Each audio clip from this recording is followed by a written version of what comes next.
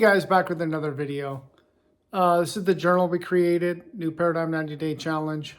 I highly recommend that you get one. They're on Amazon for $20.88. We created that because we journaled a lot, and we found a bunch of information through studying that we condensed into this journal. And now you can use this journal infinite ways, right? In the beginning, I like people to fill it out as they're emptying themselves, right? You're getting all of this old conditioning out of you and onto paper. And then you're taking action steps to work on the things that you've written down, right? But as you start going along, this thing's a versatile tool, right? You should really have two of them that you're working on. One to get the stuff out of you, and one journal can be for the future life that you're creating. Because it's what you is what you are. Expecting is the magic thread that everything in your existence is directly linked to. You're either worrying about something or you're fantasizing about something. Both things are being expected. If you're worrying about something, you're expecting it. If you're fantasizing about something, you're expecting it. One's positive. This is super simple. I want you to get the negative out of you, and I want you to start programming yourself with the fantasies and the things that you really want in life. The things you think are not possible for you, they are possible for you. And as you're doing these journals, as you start getting a couple of journals under your belt, you change. Your thinking changes, your beliefs change, the way you take action steps change. You start to understand gratitude. You start to forgive people that have wronged you. Once you get all of that out of you and you start focusing on what you really want in life, right? And so in the beginning, you might need to do 2 journals at a time, right? It's really important that when you wake up in the morning, you're doing something, you're reading and thinking and writing. And I think it's even more important at night before you go to bed to be doing the same thing, because you're going to be marinating for 8 hours. Some of you might sleep more, some of you might sleep less, right? And if you're watching Netflix before you go to bed, it's probably not a good thing to be doing, right? Everything is energy, right? Every show you watch, every book you read.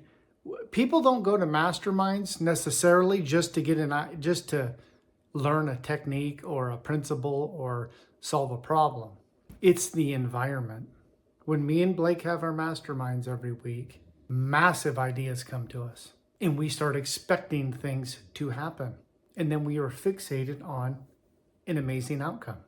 Our vibration raises. We take action. You really don't need to know any more than that, especially in the first year. If you're consumed by negative, and most things on TV are negative, I know you think it's just a show, and I know you don't understand that it is energy that is affecting you. Every time you see someone being killed, or every time you hear someone swear, or every time you see a rich guy is evil, it's programming you negatively. It's hard to think I could be wealthy, or I could be healthy, or I could be free if nothing you're doing is suggesting that. Just think about that. What are you doing every day that is showing you any signs of the life you really want? It's surely not on the news. And I don't know any show that really is built or created to make you aware of how amazing you are and that you can have anything you want in life. I see a bunch of competition and murder and scandals, and that money is evil, and that people are evil, and that you need to live in fear. None of those are positive. Those are all negative things. So I created this journal so that you can get that old conditioning out of you. But if you keep compounding and you don't change any of your habits, right, you're in a tug of war. You're getting up, you're fired up, you're doing your journal entry, you're doing your affirmations, you're reading something good, you're in a good state, you're drinking your coffee, you're sitting on your couch, ideas are coming in. And then you go through the rest of your day unconscious, not in the known, not in the present moment, standing guard at your mind, and you're letting things in. I want you to open up a pad of paper or a journal, whatever it is. And all through your day, as you're going through your day, I want you to have negative and positive written down in there. And every time you come across a negative situation, I want you to just put a tally mark. And every time you come across a positive environment, I want you to put a tally mark. And at the end of the week, I want you to see which one's more.